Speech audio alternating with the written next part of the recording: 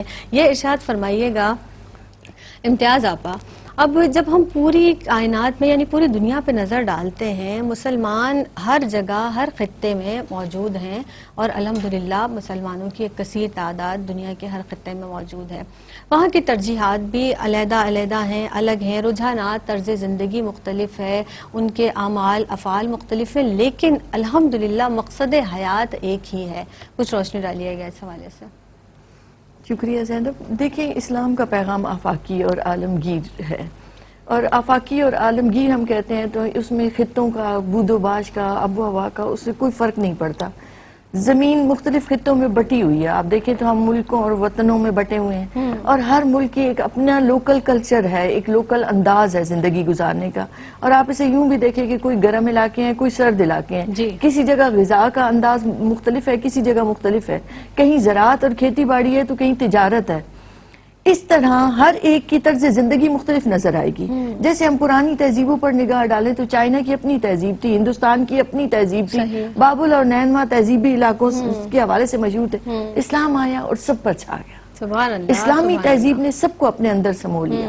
اسلام نے بیسک اصول عطا کر دیے، اور جب ہم یہ بات کہتے ہیں کہ مقصد حیات جب مل جاتا ہے ایک مسلمان کو، تو اب اس کا طرز زندگی مختلف بھی ہے، اس کے رہن سہن کے انداز، لباس کے سٹائل مختلف ہو سکتے ہیں، مگر اس کا مقصد ایک ہی رہتا ہے۔ دیکھیں زینب، الٹیمیٹ گول کیا ہے انسان کا اور خاص طور پر مسلمان کا؟ اس نے اپنے اللہ کی رضا کو پانا ہے، اللہ کو خوش کرنا ہے، اللہ کو راضی کرنا ہے، اللہ کے قریب ہونا ہے، اور یہ دنیا اسے کھینچ کے دور کر رہی ہے، شیطان اسے دور کر رہا ہے، نفس اسے دور کر رہا ہے۔ اب اسے اپنی زندگی کی ترجیحات ویسی بنانی ہے جن سے وہ اپنے اس مقصد کو پا سکے۔ اب کسی میں عبادت کا ذوق شوق ہے، آپ دیکھیں تو ہم میں سے ہر ایک کے مزاج مختلف ہے، ہر ایک کے علمی سطح مختلف ہے، ہر ایک کے گھر کا ماحول مختلف ہے، تو جو جس طرح سے بھی رہتا ہے ایک یونیفارمٹی پائی جائے بیہیویئر میں، وہ کیا ہے؟ سب میں صداقت ہو، امانت ہو۔ کوئی حکمران ہے تو حکمران بھی اسی رنگ کا ہو، کوئی عالم ہے تو اس کے علم کا رنگ ہوگا اس پر، مگر اس کے اندر بھی وہی چیزیں ہوں، عادات اور وہ افعال ہوں جو اسلام کو مطلوب ہیں، جو اس کو اپنے مقصد، اپنے گول کے قریب تر لے جائیں۔ کوئی ٹیچر ہے، کوئی کسان ہے، کوئی تاجر ہے، اب وہ ہر ایک کے کام مختلف ہیں، ہر ایک کا انداز مختلف ہے زندگی گزارنے کا۔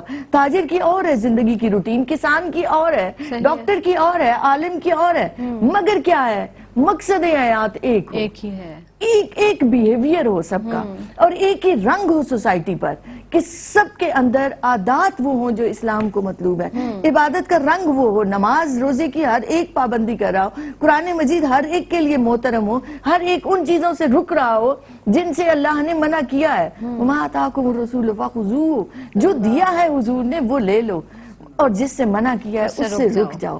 تو یہ کیا ہے کہ آپ جو بھی ہیں، آپ بیٹی کے روپ میں ہو، بیوی کے روپ میں ہو، ماں کے روپ میں ہو، آپ بیٹے ہو یا آپ شوہر ہو یا آپ باپ ہو، مگر آپ کی ذمہ داری کیا ہے؟ آپ کون سی ذمہ داری ادا کرو گے تو آپ اپنے مقصد کو پالو گے؟ اب دیکھیں، ایک ڈاکٹر ہے، اس کا مریض مر رہا ہے، اور وہ اس وقت تہجد کی نماز پڑھنے چلا جائے کہ نہیں میرے لیے تہجد، تو اس نے غلط کیا۔ اللہ نے اس کے لیے یہ راستہ رکھا تھا کہ وہ مریضوں کو شفا دے گا اللہ کی رضا کے لیے، تو اللہ اس کو نوافل سے زیادہ ثواب ملے گا۔ اسی طرح تاجر ہے، اس کا کام ہے کہ تجارت ایمانداری سے کرنا، اگر وہاں وہ دھوکہ دیتا ہے، منافع خوری کرتا ہے، وہ ذخیرہ اندوزی کرتا ہے، اور ادھر تو سجدہ ریزیاں کرتا ہے، تو اللہ کو یہ بات پسند نہیں ہے۔ تو مقصد حیات جب ایک ہو جاتا ہے تو زندگی کے انداز بے شک مختلف ہوں، لباس مختلف ہوں، آب و ہوا مختلف ہوں، خطے مختلف ہوں، مگر انسان کو اپنے گول کے قریب جانا ہے تو اسے اپنی زندگی کے ان ترجیحات کو بدلنا ہوگا جن کے ذریعے وہ اللہ کو پا سکے اور اللہ کے قریب ہو سکے، اللہ کو راضی کر سکے۔ سبحان اللہ، سبحان اللہ۔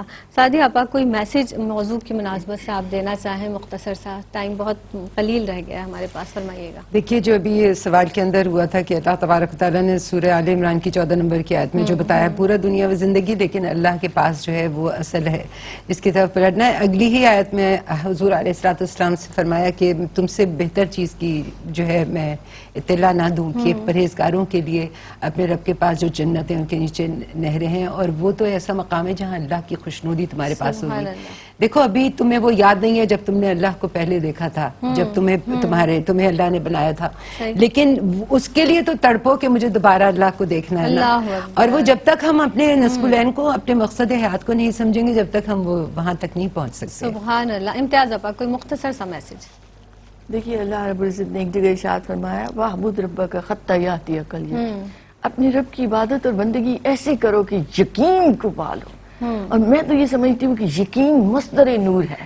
جب یقین ہو جاتا ہے نا کہ وہ ذات حق مجھے دیکھ رہی ہے, وہ ذات حق اسی نے مجھے تخلیق کیا, وہ مجھ سے دور نہیں ہے, زندگی کا انداز بدل جاتا ہے. اور مقصد ہوتا ہی وہ ہے کہ خواب وہ نہیں جو آپ سوتے میں دیکھتے ہو, خواب وہ ہیں اصل جو آپ کو سونے نہیں دیتے. کیا بات ہے. تو مقصد حیات مل جائے تو پھر آپ کی اٹھنا بیٹھنا ویسے ہی ہو جاتا ہے, راتیں حلال ہو جاتی ہیں, سبحان اللہ. نیندیں حرام ہو جاتی ہیں. دونوں مہمان شخصیات کی آمد کا بہت بہت شکریہ جناب. یہ موضوع اتنا خوبصورت تھا کہ اس پر مزید گفتگو کی جاتی تو اور بھی زیادہ اچھا ہوتا, لیکن ماشاء اللہ ہماری دونوں ہی مہمان شخصیات نے اس موضوع سے انصاف کیا اور سرحاصل گفتگو ارشاد فرمائی ہے. بس ہمیں اپنی جو زندگی ہے اس کو اللہ کے حکم کے, اللہ کے احکامات کے تابع کرنا ہے. اپنے نفس کو بے لگام گھوڑے کی طرح چھوڑنا نہیں ہے, کیونکہ پروردگار عالم یہ بھی تو ارشاد فرماتا ہے کہ اللہ سے ڈرو اور جو کچھ تم کرتے ہو اللہ اس سے دیکھ رہا ہے, اللہ اس سے باخبر ہے. تو جب ہم ہر عمل اپنا اس طرح کریں کہ ہر عمل کے پیچھے ہماری یہ سوچ ہو کہ وہ پروردگار عالم تو ہمیں دیکھ رہا ہے, وہ رب کائنات جس نے یہ تمام دنیا تخلیق فرمائی, اور ہم جو جو اعمال کرتے ہیں اس سے وہ باخبر ہے, اسے وہ جانتا ہے. تو یقیناً ہمارے اعمال اللہ رب العزت کے احکامات کے مطابق ہوں گے. یہ خوف ہمارے دل میں ضرور موجود ہوگا. اللہ کی محبت کے ساتھ ساتھ اللہ کا ڈر بھی بہت زیادہ ضروری ہے. اس کے ساتھ ہی اپنی میزبان سیدہ زینب کو دیجیے گا اجازت. انشاءاللہ تعالی زندگی بخیر نئے موضوع کے ساتھ آپ کی خدمت میں حاضر ہوں گے. تب تک کے لیے فی امان اللہ.